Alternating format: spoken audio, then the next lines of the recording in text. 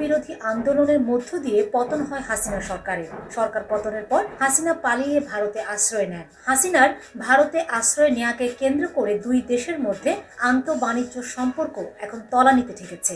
যেখানে ভারতের দ্বিতীয় রপ্তানিকারক দেশ হিসেবে বাংলাদেশ থেকে ভারতের সর্বোচ্চ রেমিটেন্স আয় হতো, যার পরিমাণ 16 বিলিয়ন বা $1,600 কোটি, যা ভারতের গড় আয়ের একটি বড় অংশ। কলকাতার অধিকাংশ ব্যবসায়ী বাংলাদেশি পর্যটকদের কেন্দ্র করে গড়ে উঠেছে। পর্যটক শূন্য ভারতের ব্যবসায়ীদের এখন মাথায় হাত। কেনাকাটা, চিকিৎসা এবং পণ্য রপ্তানি করে ভারতের ব্যবসায়ীরা এতদিন দাপটের সাথে টিকেছিল। এখন তারা হতাশাগ্রস্ত। খোদ ভারতের গণমাধ্যমই একথা বলছে। ভারত বয়কট আন্দোলন বাংলাদেশে এখন তুঙ্গে। এই আন্দোলনের কারণে ভারতের অর্থনীতিতে যে ধস নামতে যাচ্ছে তার প্রমাণও মিলেছে। সাম্প্রতিক সময়ে উঠে এসেছে ভারতের রুপির করুণ হার, ভারতীয় রুপির সর্বনিম্ন রেকর্ড। দর্শক বন্ধুরা, দেখেন, এটাকে আমার কথা না, এই কথা সমস্ত টিভি চ্যানেল, সমস্ত নিউজ প্রিন্ট মিডিয়া, সমস্ত সোশ্যাল মিডিয়ায় একই কথা। সারা বিশ্বে এখন এই একই কথা, সেটা হচ্ছে ডলারের বিপরীতে ভারতীয় রুপির মান সর্বনিম্ন পর্যায়ে ইতিহাসের। কেন, কিভাবে, কি কারণে এটা হয়েছে? এটার মূল কারণ হচ্ছে, আমি কয়েকটা বিষয় ফাইন্ড আউট করছি। সেটা হচ্ছে যে শেখ হাসিনা যখন 2024 সালের 5 আগস্ট বাংলাদেশ থেকে ভারতে পালিয়ে চলে যায়, তারপর থেকেই এইসব শুরু হয়েছে। কারণ শেখ হাসিনা দেখেন বাইডেনের সাথে ছবি তুলেছে, বাইডেন পড়ে গেছে। এরপরে কানাডার প্রেসিডেন্ট জাস্টিন ট্রুডোর সাথে সে ছবি তুলেছে, সেও কুপকাত পড়ে গেছে।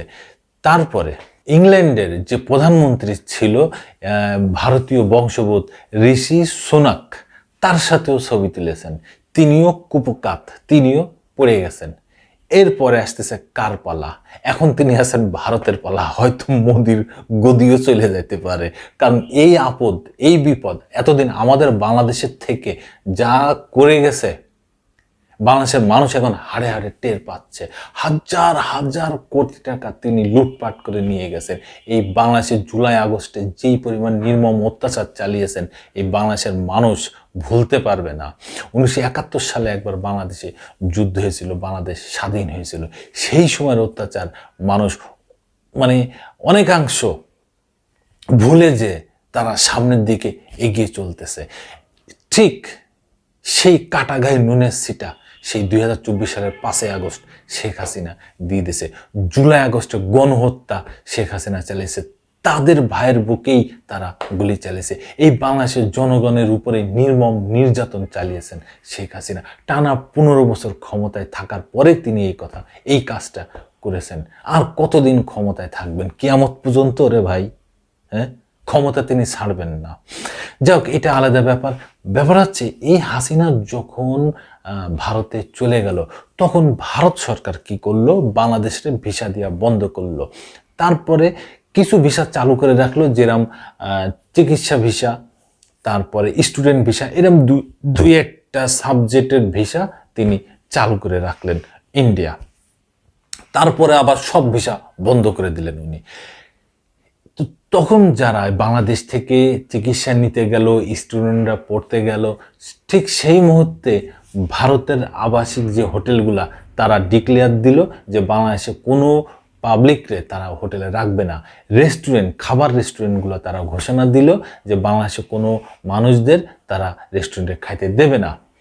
দিল্লি গেটে যে অটো পার্টসের যে ব্যবসায়ী আছে, তারা ঘোষণা দিল বাংলাদেশিদের কাছে তারা পার্টস বেচবে না। ডাক্তাররা, ম্যাক্সিমাম বাংলাদেশি মানুষরা যারা রোগবালায় ছিল, যাদের হতো, তারা রোগী দেখাইতে ভারতের ডাক্তারের কাছে যেত। তো কি করলো? ভারতের ডাক্তাররা ঘোষণা দিল যে না, আমরা বাংলাদেশি কোনো মানুষদের চিকিৎসা করাবো না।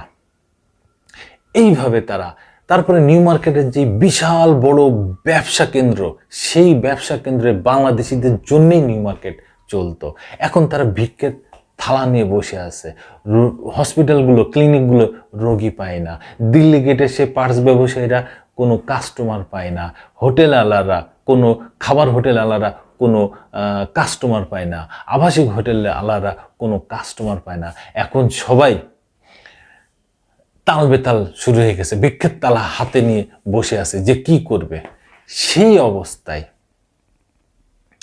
বাংলাদেশ কি করলো? বাংলাদেশ ভারতের সাথে কোনো রকম যোগাযোগ না করে ভারতরে পিছিয়ে রেখে তারা নতুন বাজার সৃষ্টি করলো, বিশ্ব দরবারে উঠে গেল, বিশ্ব বাজারে তারা উঠে গেল, বিশ্ব বাজারের সাথে তারা তাল মিলিয়ে চলার চেষ্টা করলো। বিশ্ব বাজার থেকে তারা তাদের নিত্যপণ্য, ভোগ্যপণ্য যা যা দরকার তারা সেখান থেকে নিয়ে আসা শুরু করলো। আর যখন তারা এইসব নিয়ে আসা শুরু করলো জাহাজ ভরে ভরে, তখনই ভারতের মাথায় হাত। যেইটা কি মোদির মাথায় হাত। এটা তো তারা চায়নি। তারা তো চেয়েছে যে বাংলাদেশের চাপে রাখলে হুজুর হুজুর করে, দাদা দাদা করে তাদের পায়ে এসে পড়বে। কিন্তু বাংলাদেশ তা না। বাংলাদেশ কারোর তাবেদারি করে না, বাংলাদেশ কারোর গোলামি করে না। তারা মাথা উঁচু করে বাঁচে, তারা তাদের অধিকার আদায় করে নেয়। সেই বাংলাদেশের সাথে যখন আমদানি রপ্তানি সব বন্ধ করে দিয়ে বসে থাকলো ভারত, তখন কি হলো? ভারতের এইভাবে রুপির মান কমে গেল। ডলারের বিপরীতে বিশ্ব বাজারে ভারতের রুপির মান এইভাবে আস্তে আস্তে আস্তে ডাউন হয়ে গেল। তারপরে বিশ্ব যেই দাতা দেশগুলো আছে, ব্যবসায়িক দেশগুলো আছে, সংস্থাগুলো আছে, যারা ভারতকে সহযোগিতা করত, ভারতের সাথে ব্যবসা বাণিজ্য করত, তারাও সেই ব্যবসা বাণিজ্য গুটায় নিল, তারাও সেই সহায়তা আর দিল না। তখন ভারতের রুপির মান এইভাবে নিচে পড়ে গেল। ভারতের আশেপাশে সীমান্তবর্তী যে দেশগুলো আছে, কারোর কি ভারতের সাথে ভালো সম্পর্ক আছে? না বন্ধুরা, কারোর সাথে ভালো সম্পর্ক নেই। পাকিস্তানের সাথে সম্পর্ক দা করলে সম্পর্ক, চীনের সাথে ভালো নেই সম্পর্ক, দা করলে সম্পর্ক। মায়ানমার নিজেই তো জর্জরিত, তাদের দেশে নানান সমস্যা, তারা এইসব নিয়ে মাথা ঘামার করে না। তারপরও মায়ানমারের উপরে চীনের বড় ব্যবসায়িক ইনভেস্ট ওখানে করা আছে, যার কারণে ভারত ওখানে মাথা গালাইতে পারে না। একমাত্র বন্ধু রাষ্ট্র ছিল এই বাংলাদেশ, শুধুমাত্র শেখ হাসিনার জন্য। শেখ হাসিনা নিজে বলেছেন, আমি ভারতকে এই 15 বছরে যা দিয়েছি ভারত কোনোদিন কল্পনা করতে পারবে না। কিন্তু শেখ হাসিনা এইটা বলেন নাই যে আমরা বাংলাদেশের জন্য কি নিয়ে আসছি, কিংবা আমি কি পেয়েছি ভারতের কাছ থেকে। কিচ্ছু না, কাজ কলাও দেয়নি ভারত। ভারত শুধু ভিক্ষার হাত পেতে এই বাংলাদেশ থেকে সব কিছু নিয়ে চলে গেছে। তার বিনিময় এই 2024 সালের 5 আগস্ট যখন শেখ হাসিনা পালিয়ে চলে গেল, তার বিনিময় তাকে থাকতে দেশে, ভারত এখন শেখ হাসিনাকে থাকতে দিচ্ছে তার বিনিময়। এটা হচ্ছে আমার ধারণা সবচেয়ে বড় কথা। শেখ হাসিনা মনে করে এই ভারত তাকে কোলে করে তুলে নিয়ে বাংলার মসনদে বসিয়ে দেবে। আসলে কিন্তু না। অন্তর্বর্তীকালীন সরকারের প্রধান উপদেষ্টা ডক্টর মোহাম্মদ ইউনূস থেকে শুরু করে এই পর্যন্ত যারা আজকে পর্যন্ত জন্মাইছে বাংলার মাটিতে, তাদের সবার একই কথা, আমরা কোনোদিন আর ভারতের তাবেদারি করব না, ভারতের গোলামি করব না। ভারতের সাথে আমাদের কথা হবে চোখে চোখ রেখে, কূটনৈতিক পর্যায়ে সমতার ভিত্তিতে। এইভাবেই এখন ভারতের সাথে চলতেছে। আর ভারত বাংলাদেশের বিরুদ্ধে কথা বলার জন্যে, মিথ্যা তথ্য ছড়ানোর জন্যে কয়েকজন দালালকে সেট করে রেখেছে, যারা প্রতিনিয়ত সোশ্যাল মিডিয়ায় বাজে বাজে মন্তব্য করতেছে, বাংলাদেশের দিকে আঙুল তুলতেছে, বাংলাদেশকে হুমকি দিচ্ছে। তার ভিতরে ময়ূক রঞ্জন নামে একজন সাংবাদিক আছে, একজন ফুটপাতে ওষুধ বিক্রি আছে না, ওষুধ বিক্রি করে আমরা বাংলাদেশে দেখছেন তো দর্শক বন্ধুরা, ঠিক সেইভাবে তিনি কথা বলেন, সেইভাবে তিনি উপস্থাপনা করেন। সেই সাংবাদিক একজন, আরেকজন আছে বিজেপি নেতা শুভেন্দু অধিকারী, যিনি প্রতিবার ভুল পাল্টায়, প্রতিবার পাল্টি খায়, শুধুমাত্র একটু মোদিজির সুনজরে পড়ার জন্যে, 2 পয়সা কামানোর জন্যে, আর কিছু হিন্দু ভোট পাওয়ার জন্য উনি এই ভাইরাল হওয়ার চেষ্টা করতেছেন বাংলাদেশের দিকে আঙ্গুল তুলে।